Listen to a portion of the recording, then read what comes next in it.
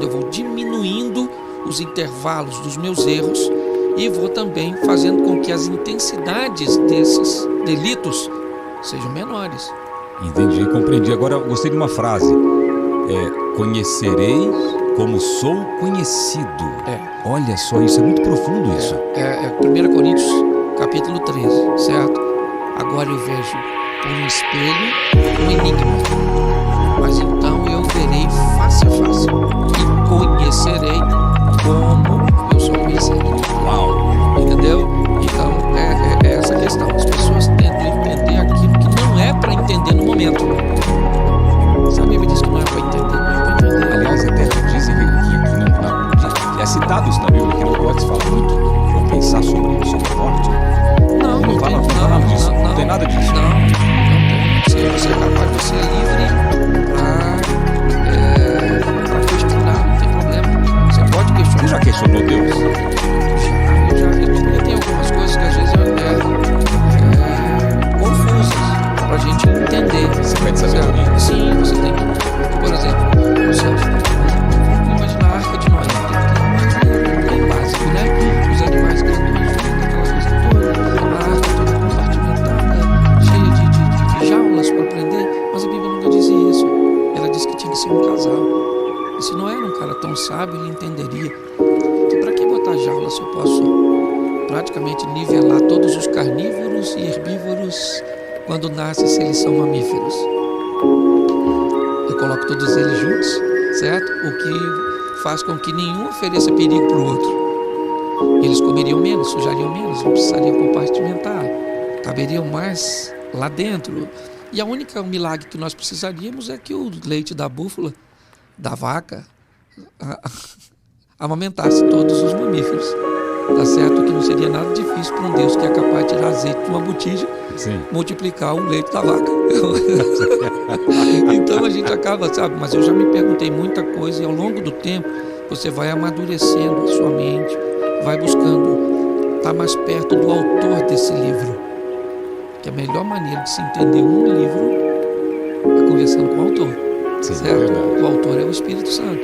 Então, tem coisas que eu que são coisas bíblicas que eu vou aprender o contexto histórico, ok? Cultural, certo? Eu estive em Israel 2 vezes e no Monte das Lamentações fiz as minhas orações e fiz alguns pedidos. E o último pedido que eu fiz, assim, minha irmã mais velha, aquela foi anticonvulsiva, muitos anos, assim, um atrás do outro, sempre um no outro, e era impossível parar de fazer.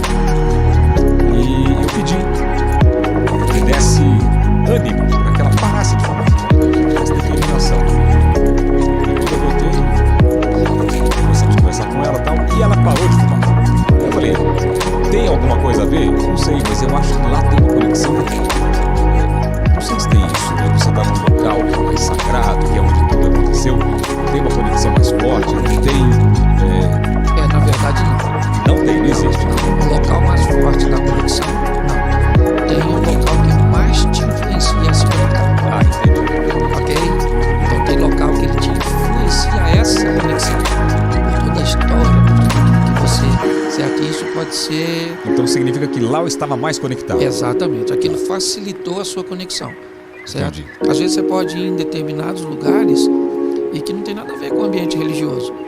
Mas tinha alguma coisa naquele ambiente, ou alguém precisava ouvir alguma coisa, receber alguma coisa, e naquele momento aquele local acabou provocando uma conexão que o próprio local estava necessitando. O próprio local? O próprio local. É comum, às vezes, você encontrar com alguém, ligar para essa pessoa, mandar uma mensagem, e de repente ela volta e diz assim, cara, Deus mandou você ficar escutando. Foi Deus que mandou você vir aqui. Você escutou, foi Deus que eu senti nada. Então, eu fiz algo normal para mim, perfeitamente comum.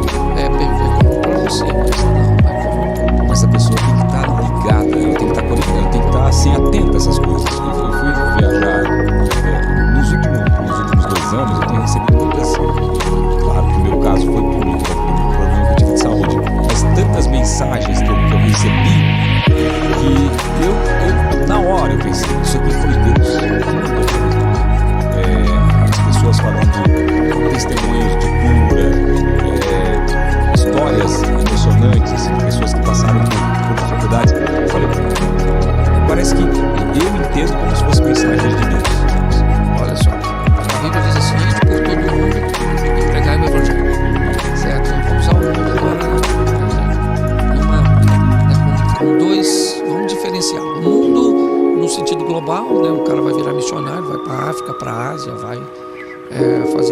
depois na Cracolândia, vai para o mundo. E nós temos um mundo que é o seu mundo. O seu mundo não é o mesmo do meu. O céu tem o mundo dele, sua família, seus vizinhos, amigos e tudo. Então, quando você vem para Cristo, você vem para, primeiro, encontrar a sua salvação. E a transformação que Ele fez em você, agora vai mudar seu mundo. Entendeu? Entendi. Então você começa a voltar para seu mundo, para que ele seja transformado por aquilo que você carrega. Entendi. Agora você está carregando aquilo em você, tá certo?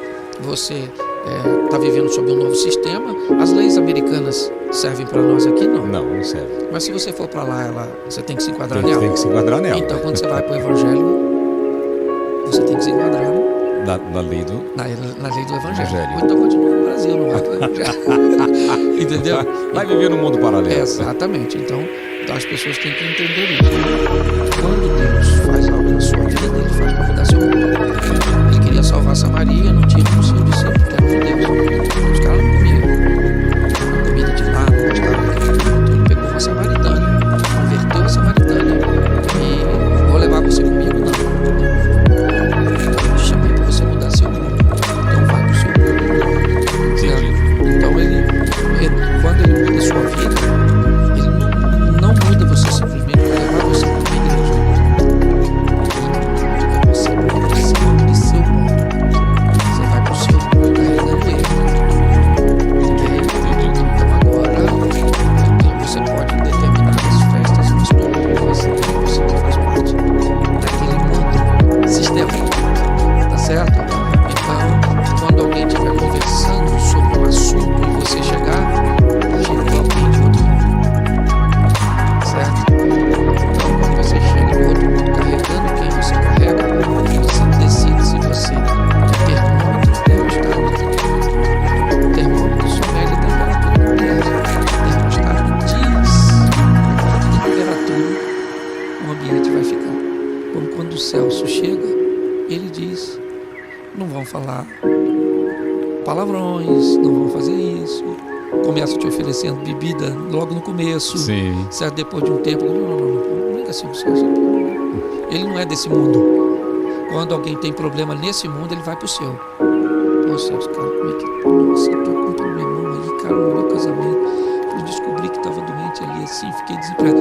Aí ele sai do mundo dele e vem visitar o seu.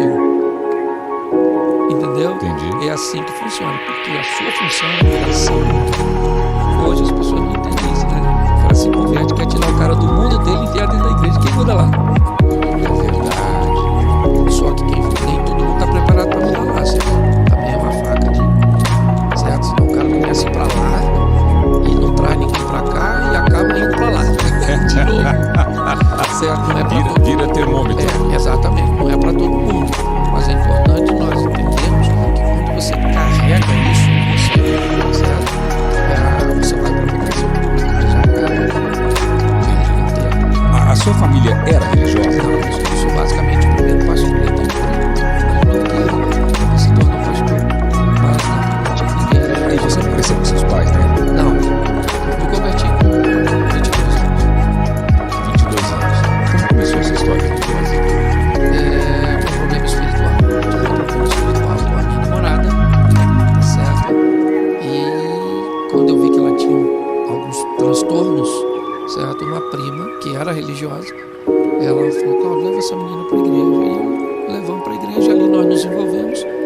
E ela já havia pertencido a uma comunidade de fé, tinha se afastado e eu nunca tinha feito parte. Então ela retornou e eu recebi a Cristo em 92 e dali para frente mesmo. Aí, Se apaixonou por Cristo? sim, por Cristo, por pessoas, aí. Mas assim, como que você sentiu que você ali era o seu lugar e falou, caiu a ficha, vou ser pastor, vou seguir isso ou não? Você continuou fazendo suas coisas, vivendo no seu mundo? Exatamente, isso aí, eu continuei vivendo naquele mundinho, que era o meu mundo, tá certo? Então meu cunhado, que não era cristão, ele foi para Cristo, tá certo? Então, aquele mundo que estava ao meu redor, ele começou a ver as nossas mudanças e começou a chegar. Essa magnitude que foi com o tempo, certas coisas foram crescendo, e eu fui me apaixonando pela Bíblia. E o segredo é a palavra, é ela que... É o manual da vida. Isso, o segredo, isso não interessa se você crê, se você não interessa. O cara é espírita, o cara é católico, o cara vai ser o que for, meus irmãos. A Bíblia é um livro extraordinário, certo? Que vai te ensinar, primeiro, a se relacionar com pessoas, segundo, se relacionar com você mesmo, e depois se relacionar com Deus, certo? Então, relacionamento mais desafiador de pessoas, porque ele é a base, certo? Ele te ajuda a se relacionar com você mesmo e com Deus. Então, a pessoa feliz é aquela que aprendeu a lidar com os outros, espere um pouco dos outros, nada de você, nada de Deus. E provavelmente você não vai se decepcionar. Como que é? Espere.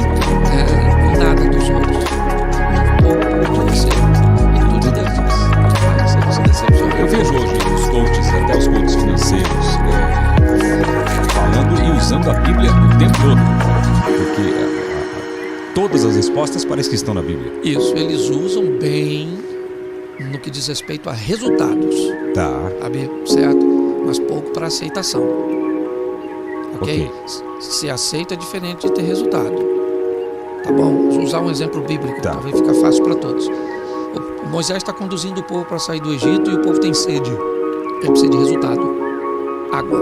Então ele vai falar com Deus, Deus diz: dá uma pancada na rocha que eu vou fazer sair água da rocha. Tá certo? E todo mundo vai saciar e vai armazenar água para continuar caminhando. Ele vai lá, dá a pancada na rocha, tá tudo certinho, a água sai, nossa, ele é um cara sensacional. Moisés, o cara da água, tá todo mundo feliz com ele.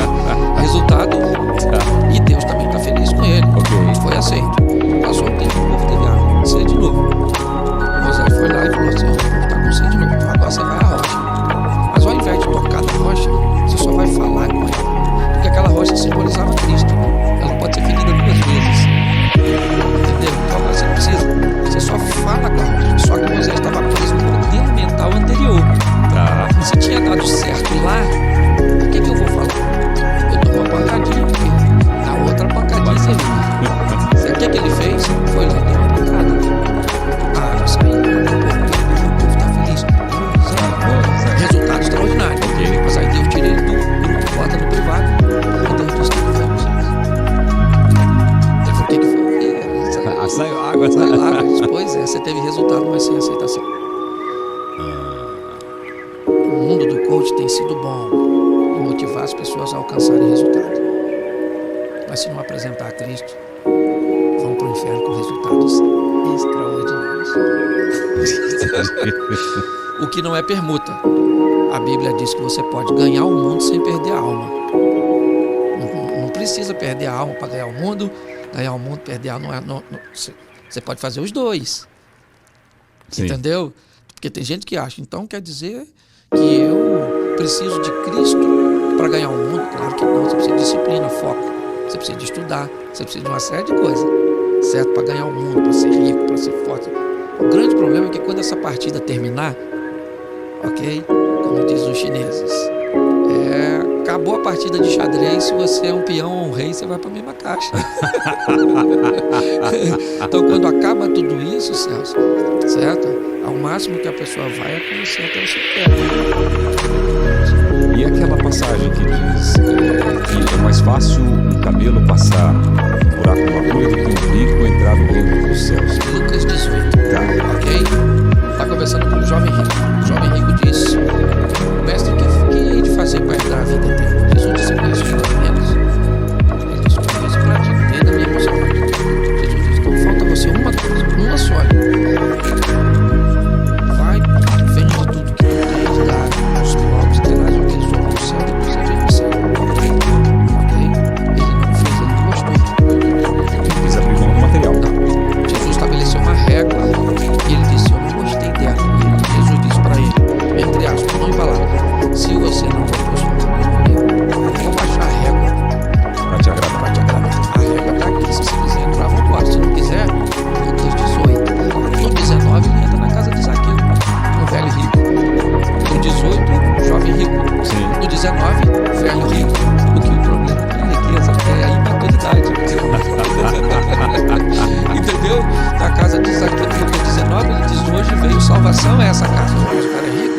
mais fácil passar um camelo Sim. do que o... Entendeu? Então ele está dizendo, o problema não é a riqueza, é a imaturidade. O dinheiro é um excelente servo, mas é um péssimo senhor. Caramba, hein? Caramba. Hoje você é de qual igreja, pastor? Posso falar você ou não? Claro, Tem que falar com Senhor. certeza, não. Você se sente bem falando Senhor? Não gosto não, rapaz. Eu prefiro você, que eu fico mais novo. Você é de qual igreja, pastor? Bom, eu sou de forma, deixa eu falar direitinho, Tá. sou de formação metodista wesleyana, uma escola fantástica que me recebeu, onde eu me converti. De seminário eu sou batista, ok? Fiz a escola batista e hoje eu sou pastor de uma igreja independente, chamada Projeto Recomeçar, lá no Rio de Janeiro, em Xerém. Projeto Recomeçar. Recomeçar. Só tem uma igreja. Só. Então, e você faz pregações lá? Toda quarta e domingo, normalmente. Toda quarta e domingo. Ontem eu estava viajando, tirei Sim. uns diazinhos, né? Aham. Mas domingo, por exemplo, eu tenho 2 cultos, um às 18 e o outro às 20. Então quem for lá vai ver o pastor Cláudio Duarte pregando, e sempre com bom humor. Tem dias que você é mais... Tem dia, né? Depende. Na verdade, meu humor depende do humor da minha mulher, certo? dia que ela tá meio humorada. Mas aí é só se fazer de surdo. Vamos ver o negócio da razão lá, quem tem razão de ser feliz. Na verdade, razão e felicidade você tem que alternar. Qual que é o nome da sua esposa? Desculpa. Mary. E ela te acompanha? Acompanha. E ela faz pregações também? Também faz. Mas você já a conheceu na igreja? Não. Não, nós, assim, Xerém é um local bem pequeno, né? Então eu a conhecia lá e depois a gente acabou se relacionando, mas já conhecia antes. Agora, o nome da igreja é Recomeçar. Por que tem esse nome? Projeto Recomeçar. Projeto Recomeçar. Porque nós não podemos, entendemos que não podemos mudar o passado. Nós podemos influenciar o futuro. Entendi. Então, fazer com que as pessoas refaçam as coisas, porém, agora de forma diferente. Explicamos que como algumas hepatites, ok?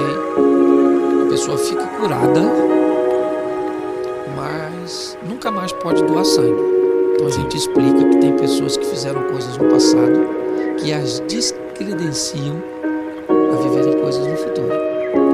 Uau! Entendeu? Tem coisas que você faz no passado que você pode consertar e lhe permite voltar. Tem como consertar? Tem coisas assim, é como se você... Algumas coisas, não todas? Não todas. Tem Mas, por coisas... exemplo, tem coisas que pode falar sobre isso, não pode, que alguém fez no passado e não tem influenciado. Por exemplo, eu trabalho com família, alguns tipos de divórcio. Entendi. Alguns tipos de divórcio, biblicamente, não dão direito ao indivíduo a casar de novo. O divórcio na Bíblia é pecado. Não.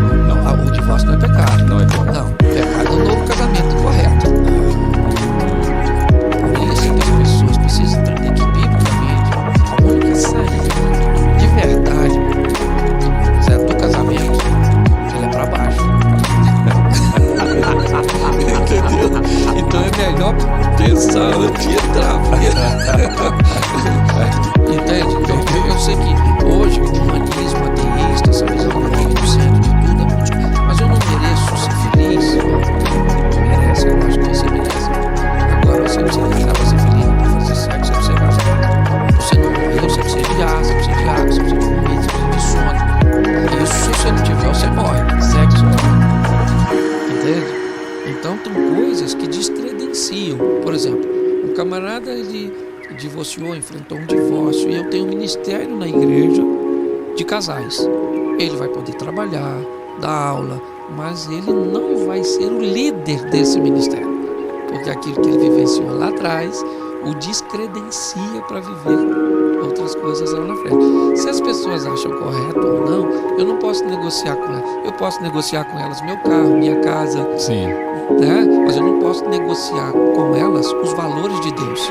Vamos falar da Telecena agora. A Telecena é o título de capitalização que mais deu prêmios no Brasil. Um dos títulos de capitalização que mais deu prêmios no Brasil. 1.300.000 pessoas já ganharam. 1.300.000 sortudos já foram premiados. É por isso que você tem que comprar a Telecena de primavera. Aliás, tem mais de 50.000 prêmios no Ganhe Já, que é o somar tudo lá, se você achar 3 números iguais, você ganha na hora ali até 10 mil reais.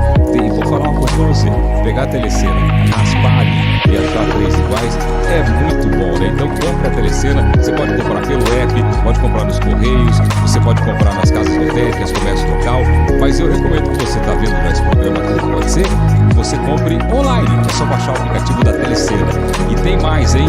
O que é bacana é o seguinte, não é só quantidade não, tem muito prêmio alto, olha só que bacana, no quadro Mais Pontos, pela boa, menos pontos e mais pontos, que vai dar 1.600.000 reais. É muita grana, hein? É para mudar a sua vida. E todo domingo tem sorteio de uma casa. Já pensou você ganhar uma casinha e sair do aluguel? Mas tem que acreditar, né? Tem que comprar. Então compre a sua Telecena. E mais, no sorteio regional tem aí sorteio de 5 carros zero por semana. A Telecena tá surreal e tá brotando prêmios da Telecena. Então vá até a lotérica, Correios, para você garantir a sua. E se preferir, você pode comprar pelo app sem sair de casa. Compre a Telecena de primavera e concorra a milhões em prêmios. Telecena, vamos falar do casal que você reconciliou. Como que foi essa história? Na verdade, só vou fazer o seguinte, não vou usar o nome, ok? Chama de Celso. Tá. Não, na verdade... Pode contar se não quiser contar a história, não precisa. Não, a história eu só prefiro, até porque é uma questão particular usar o nome das pessoas. Mas um amigo havia se divorciado, ok? Ele acabou tendo uma queda e divorciou-se. E ficou sozinho nessa situação. E aí ele me procurou, eu falei, cara, fica comigo um tempo e eu vou casar você de novo. Só que eu vou casar você de novo com a mesma mulher. Eu vou recuperar esse negócio. E fizemos um trabalho, que durou um bom tempo. E ele acabou conseguindo reconquistar a confiança, a admiração, pelo menos inicial da esposa.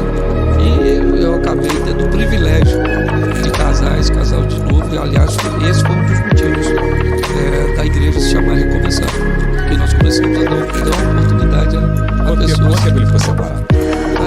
Uns 2 ou 3 anos, acredito. Bastante tempo. Acho que isso. Depois desse tempo todo...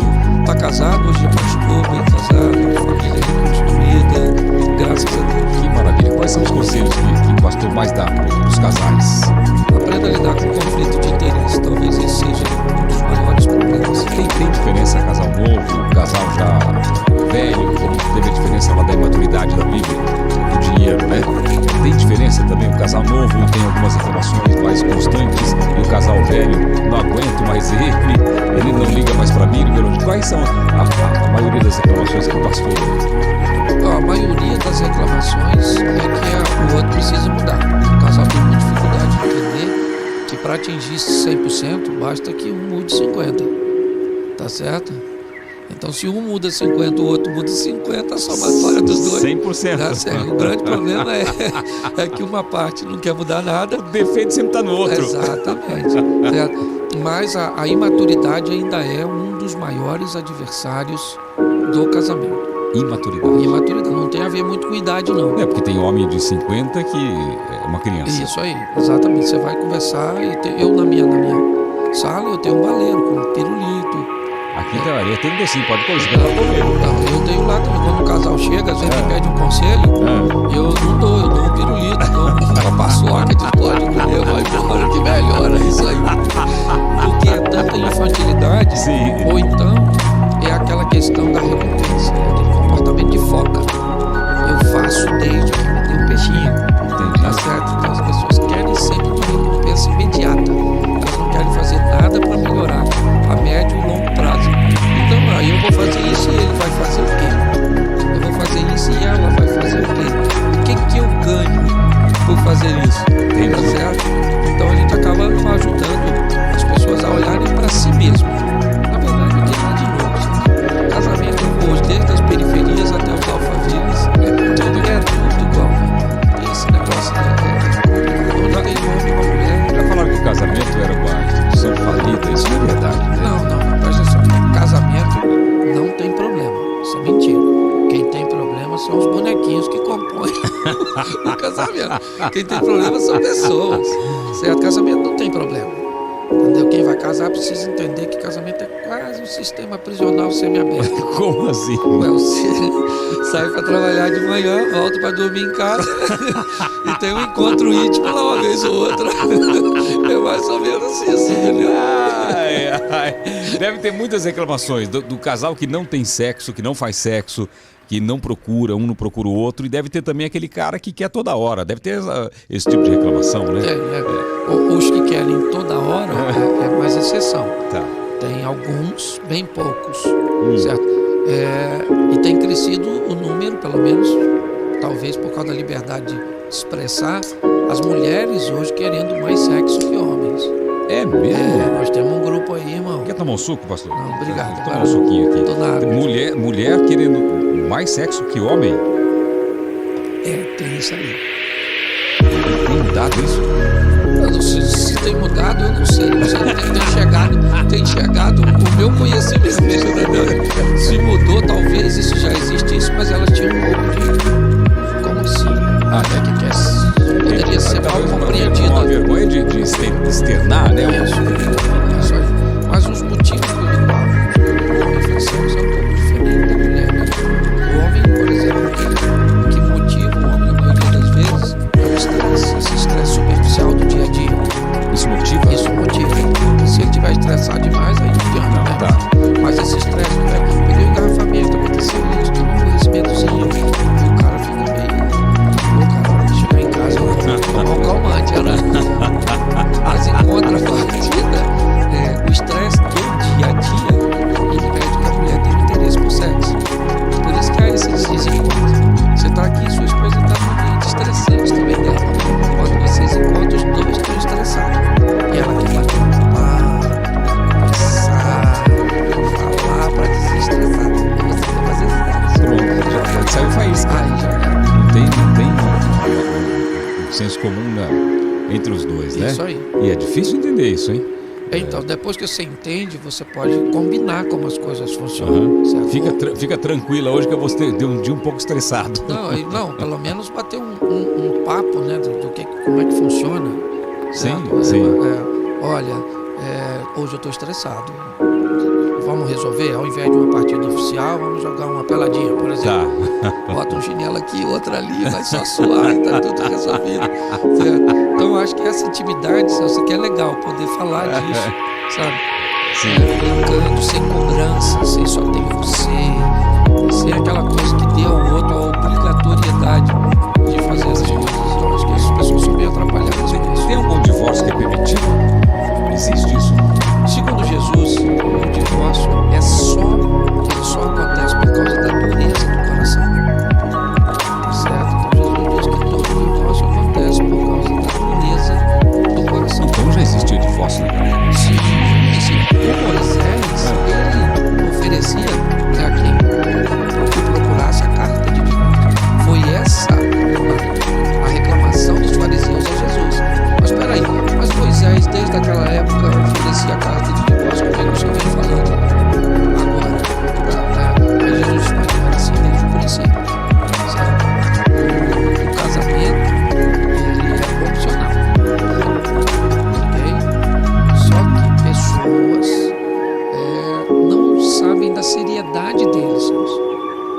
Então, se ele soubesse a seriedade do casamento... Qual que é a seriedade do casamento? Porque tem uma promessa ali, pelo menos na Igreja Católica, tem todo aquilo que o padre fala, que é na alegria, na tristeza, na saúde, na doença e até o